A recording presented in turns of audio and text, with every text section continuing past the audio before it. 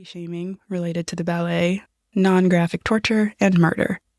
Finally, there are references to classism and racism, as well as parental neglect and abandonment that, while not graphically depicted, still permeate the work.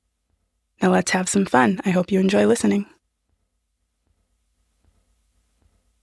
What do you crave?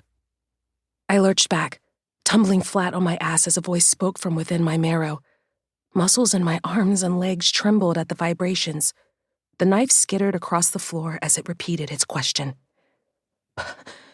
Power, I stammered, blinking rapidly. So they can't deny me. My skin prickled. Still, I inched closer. And what would you give for power? Everything. I prayed by clenching my bleeding fist against the shiver that rolled through me, willing more blood to flow, willing all this to be true and more. And I meant it. I had to. I wouldn't go home with nothing. Take it, I dared. I crawled until the knees of my jeans were wet, until the tang of blood filled my nostrils, until my hands were submerged in red, and it had no choice but to take me. Something hot and sharp gripped my ankle. Then the rock floor vanished beneath me, and I was pulled under, down into the void. Part 1. Devotion. Chapter 1. We were desperate to be the girl who dies, always. Eager to show how dolefully we danced, how prettily we perished, in every ballet, at every audition. In every room was a chance to have our graceful suffering acknowledged. Today was no exception. The clock ticked toward auditions for Giselle, and the hallway air was thick with desperation, with hunger. Pale ballerinas swarmed the studio windows, elbowing each other to get a better look at the demonstrating soloist, the judges, the board of directors, and our instructors.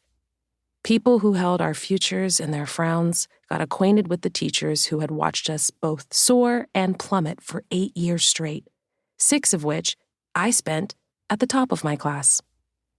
They always told us that dancing meant sharing a part of yourself with your audience. Well, now we were ready to give them everything. Once we crossed that threshold, none of us would come out whole. Take it, the palm prints on the glass pleaded. Have all of me. I'm offering. Fighting the urge to gawk at my executioners, I squeezed out of the crowd. With our final year at the Ballet Academy of Paris drawing to a close, every audition was more important than the last. Today, it was for Giselle, our last production before graduating, and next, for the company, the Paris Ballet, swirling in luxurious satin and tulle on one of the greatest stages in the world. What we gave today mattered, because it was all they'd remember of us tomorrow. The girl who claimed the heroine became who they craved in 3 months' time as an apprentice. So, my shoes had to be perfect, because now wasn't the time to overcompensate for a dead pair, and that mattered more than analyzing any judge.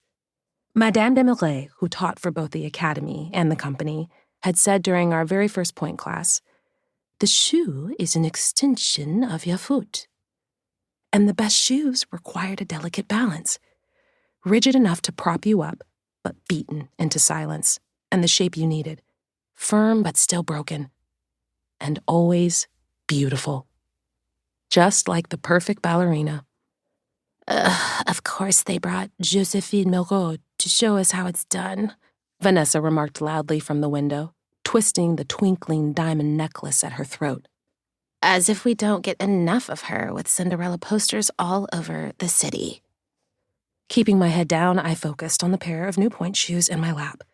The soft pink satin was still unblemished, the scored soles and darn box not yet darkened from scuffs or worn away, fabric still neat on the sides and back, where I'd stitched elastic and silk ribbon.